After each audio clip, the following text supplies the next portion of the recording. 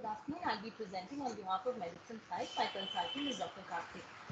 We are presenting a 57-year-old gentleman who presented on the 1st of March with a history of intermittent low-grade fever since the last 3 months, intermittent cough with no expectoration since the last 3 months, and breathlessness since the last 3 months, which had worsened to NYHA grade 4 since the last 5 days, associated with retrosternal chest discomfort since the last 5 days, with no anginal pattern of pain. In the past, he had a history of coronary artery disease. He had undergone PTCA in the past, and he was a reformed ethanol consumer. On examination, he presented with a blood pressure of 60 by 40 millimeters of mercury, had cold peripheries. He was tachycardic, tachypneic. His JBP was elevated. He was afebrile at presentation. General examination revealed the presence of bilateral axillary lymphadenopathy. On systemic examination, cardiovascular system, his first and second heart sounds were muffled. On respiratory examination, there were diminished breath sounds at the lung basis, and he had the presence of bilateral crepitations. So this was a 57-year-old gentleman who had presented with a clinical syndrome of a prolonged fever with clinical evidence of biventricular failure presenting in cardiogenic shock.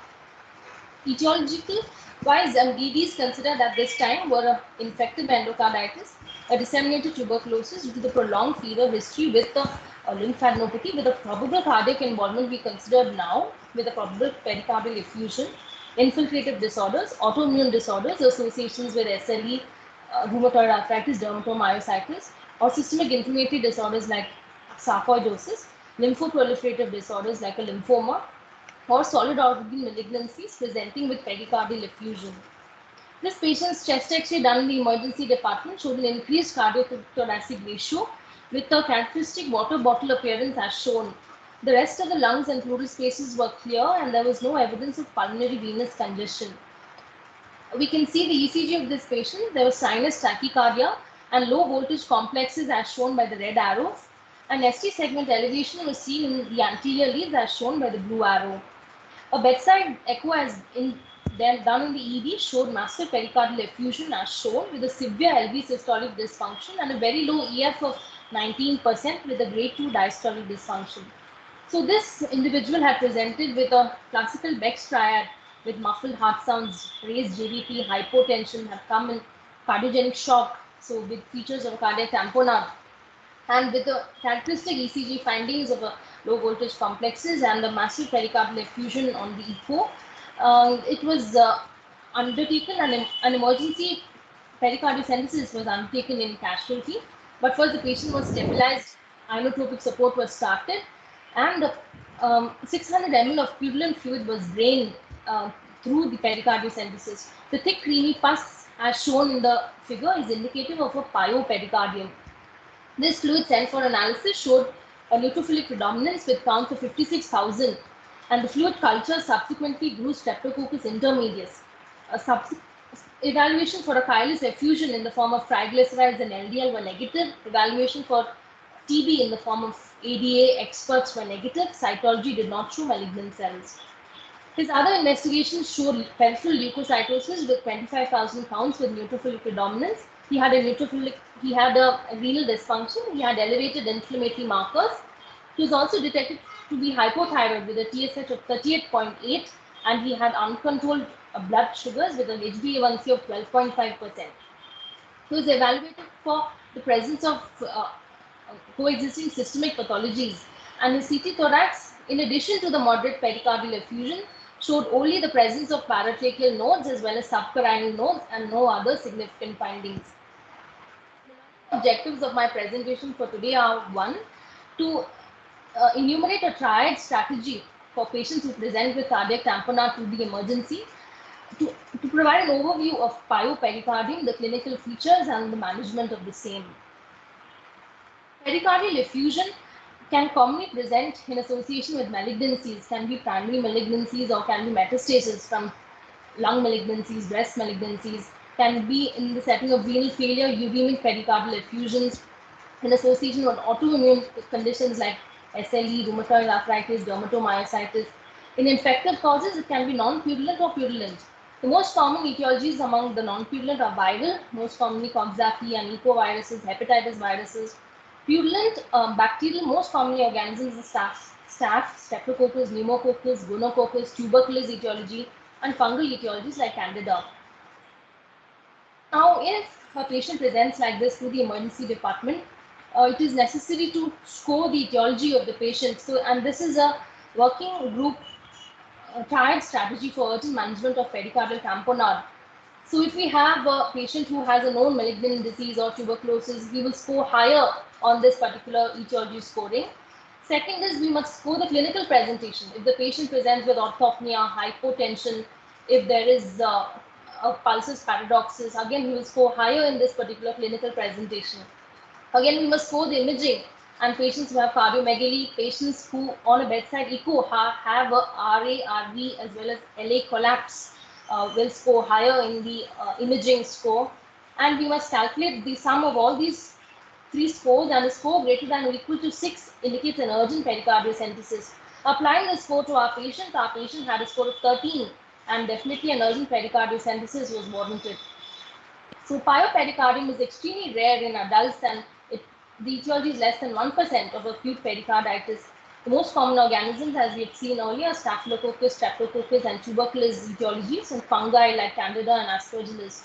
Risk factors can be immunosuppression, alcohol abuse, uncontrolled diabetes mellitus. Mortality is 100% if it's untreated, and even in treated cases, there can be 40% mortality, mainly due to systemic toxicity as well as cardiac tamponade. Sources of infection can be from adjacent infective sources like the retropharyngeal abscess, subdiaphragmatic abscesses, surgical pathologies like the penetrating trauma, lower respiratory tract infections, or an abscess rupture in endocarditis, or seeding from circulating bacteremia. As seen in the graph below, rapid effusions are very likely to produce tamponade earlier. For example, a hemopericardium or a rapidly accumulating pyopericardium, because the limit of the pericardial stretch is achieved very rapidly, and then there's a very steep curve wherein even a small accumulation further of the pericardial fluid will result in an exponential increase in the intrapericardial pressure, causing cardiac compression and a tamponade. Slow effusions, as seen by the blue color curve, have more time for the pericardium to have a compliance as well as accommodate the pericardial fluid, and there is more time for the compensatory mechanisms to come into play, and the critical tamponade might have some time to come into play. So, in patients who present early, they may not present with hemodynamic compromise. In late presentations, they may come with septic shock and they have high mortality. Clinical presentation is with the typical Beck's triad and a pulsus paradoxus. Investigations are in the form of ECG, echo, and CT chlorides to look for associated systemic pathologies. Treatment options, urgent pericardiocentesis. Again, we can score the patient based on the presentation, and cardiac tamponade patients will require an urgent pericardiocentesis with antibiotic therapy plus or minus a pericardiectomy. Just want to enumerate the ECG findings. There can be widespread low voltage complexes as shown by the red color arrows, widespread ST elevation as shown by the green arrows, and PR segment depression as shown by the blue arrows. A bedside echo can grade the level of effusions as small, moderate, large, or very large, which is greater than 20 millimeters, which can cause significant cardiac compression and tamponade, as shown by the green color arrows.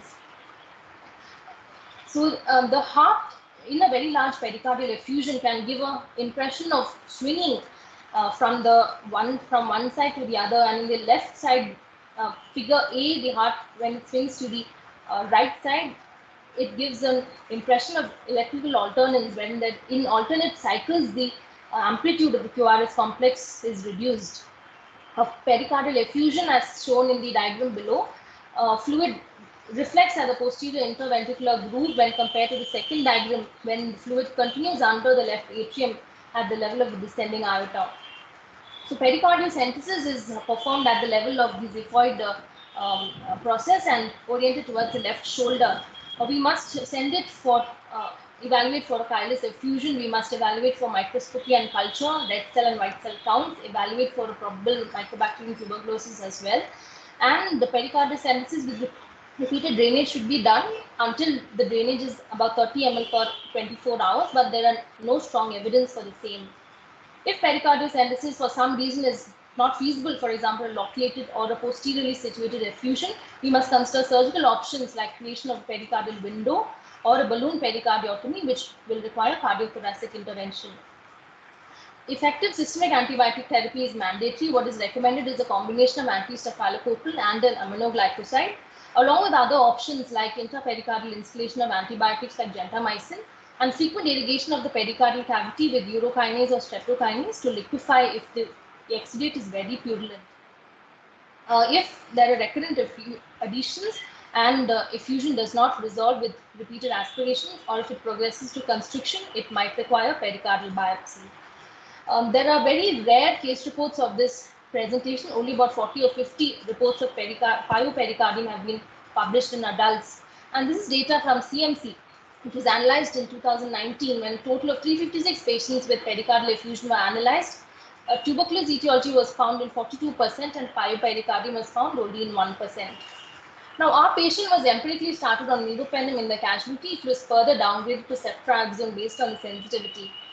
Further, his pericardial pigtail was aspirated daily and removed after the clearance was achieved. His inotropic support was slowly weaned and stopped. He had severe LV systolic dysfunction, so he was started on appropriate cardiac medications. He was planned for a total of 4 weeks of IV antibiotics and discharged in a stable state.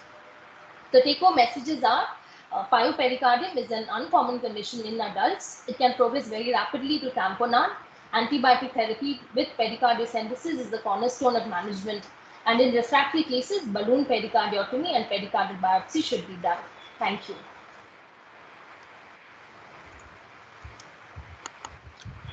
Thank you, Susan, for that presentation. Basically, we wanted to emphasize on how rare this condition is, pericardium, and we also need to look at the risk factors. Like this patient had uncontrolled diabetes, which was probably the risk factor for him to develop a pyopericardium. Other possibilities are malignancies like esophageal cancers or CA lung, and these are some of the risk factors for somebody developing pyopericardium. And I think Dr. John Davis has done a case series from our institute where he had looked at about 350 odd patients with pericardial effusion. And even that case series, only 4 patients had pyopericardium. Any other questions? John, you want to add something? Dr. John Davis? Karthik, sorry, my mic is working. I think it's a rare complication, and finally the diagnosis is made when we identify the organism.